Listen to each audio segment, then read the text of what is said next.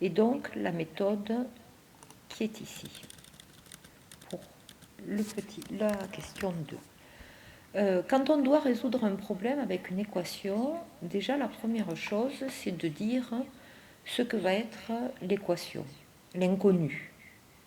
Pas l'équation, excusez-moi, ce que va être l'inconnu. En général, l'inconnu, c'est ce que l'on cherche. Qu'est-ce qu'on cherche, nous? Les nombres qu'on doit choisir au départ. Donc, on va dire, on va appeler x,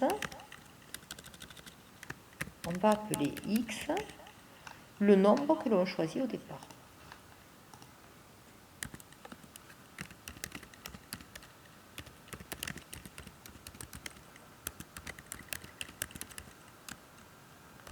Ensuite, mise en équation du problème, il faut traduire mathématiquement l'énoncé du problème. L'énoncé du problème, c'est quelle doit être la valeur de x pour que le résultat du programme de calcul soit égal à 0. Donc déjà, on va exprimer le résultat du programme de calcul en fonction de x.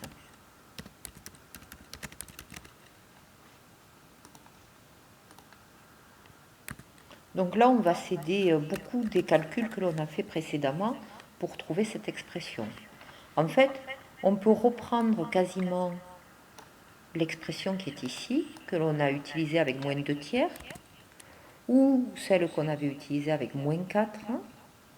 Et il suffit de remplacer dans cette expression moins 2 tiers par x. Alors, je vais en profiter pour enlever les signes fois, puisque vous savez que 3 fois x s'écrit plus simplement 3x, 2 fois x s'écrit plus simplement x, et je peux même enlever le signe multiplié entre les deux parenthèses. Donc voilà le résultat du programme de calcul en fonction de x, c'est 2x plus 1, facteur de 3x moins 5. Donc j'ai choisi mon inconnu. Je n'ai pas encore traduit complètement mathématiquement l'énoncé du problème, puisque l'énoncé du problème, c'est quel nombre doit-on choisir au départ pour que le résultat du programme soit égal à 0. On veut donc que cette expression-là soit égale à 0. Et nous obtenons donc l'équation que l'on doit résoudre. Donc il faut résoudre l'équation 2x plus 1 facteur de 3x moins 5 égale 0. Alors cette équation, je suppose que vous la reconnaissez. C'est une équation produit nul. On sait que si un produit est nul, alors l'un des facteurs est nul.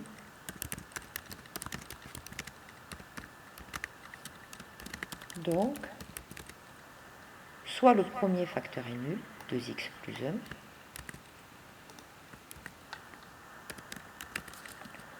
1, ou le second facteur est nul, c'est-à-dire 3x moins 5.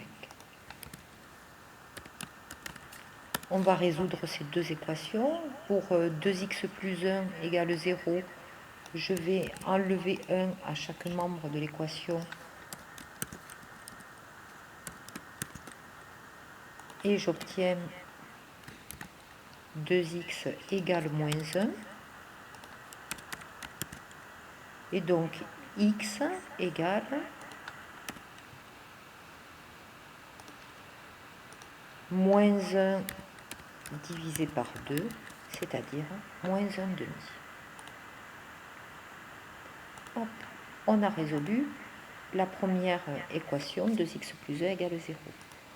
Je vais résoudre l'autre équation, 3x moins 5 égale 0. Je vais isoler les x dans un membre, les termes constants dans l'autre. Donc pour ça, on ajoute plus 5 de chaque côté à chaque membre de l'égalité. Donc on obtient, après avoir réduit, 3x égale 5. Et donc, en divisant par 3, hop, on obtient x égale 5 divisé par 3. Alors 5 divisé par 3, c'est un quotient qui est non décimal. Je suis obligée de le laisser en écriture fractionnaire 5 tiers. Alors que pour moins 1,5, j'aurais pu écrire moins 0,5. On fait une rapide vérification. C'est-à-dire quand je remplace dans cette équation x par moins 1,5, est-ce que j'obtiens bien 0 ? Oui, j'obtiens 0 parce qu'en fait, le premier facteur devient égal à 0. Pas le second, mais il suffit qu'il y en ait un des deux qui soit égal à 0 pour que le produit le soit. C'est pas ça que je voulais faire. Ça n'a pas marché ce que je voulais faire. Donc 3 fois moins 1,5, hop, plus moins 5, pardon. Ok. Donc le premier facteur, 2 fois moins 1,5, ça fait moins 2,5, ça fait moins 1. Moins 1 plus 1, ça fait bien 0. Le second facteur, sa valeur nous importe peu, on peut la calculer, hein, mais ça fait moins 3,5, moins 10,5, ça fait moins 13,5. Et 0 fois moins 13,5, ça fait bien 0. Donc, la première solution est correcte. Je vais essayer avec le 5 tiers. Est-ce que ça va fonctionner avec 5 tiers? Alors, pour éviter de tout réécrire, je vais juste remplacer moins 1,5 par 5. Oui, c'est 5 tiers, c'est pas moins 5 tiers. Ok.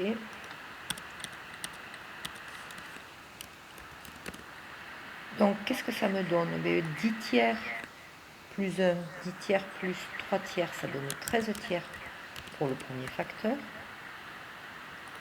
Quant au second facteur, qu'est-ce que l'on obtient? On obtient 15 tiers, mais 15 tiers qui peut se simplifier en 5. Donc, 5 moins 5, on obtient 0. Et 13 tiers fois 0, ça fait bien 0. Donc, conclusion. L'équation, je la recopie. L'équation 2x plus 1 facteur 2, 3x moins 5 a deux solutions qui sont moins 1,5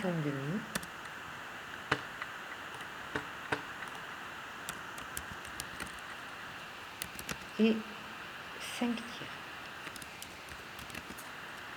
Ok. On peut donc maintenant répondre au problème. On me demandait quel nombre choisir pour obtenir 0 comme résultat. Il faut choisir les nombres moins 1,5 ou 5 tiers.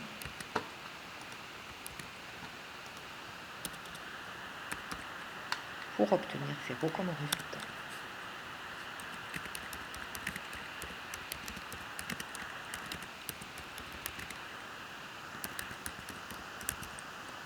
Voilà, ce paragraphe est terminé. Vous allez avoir des exercices à faire.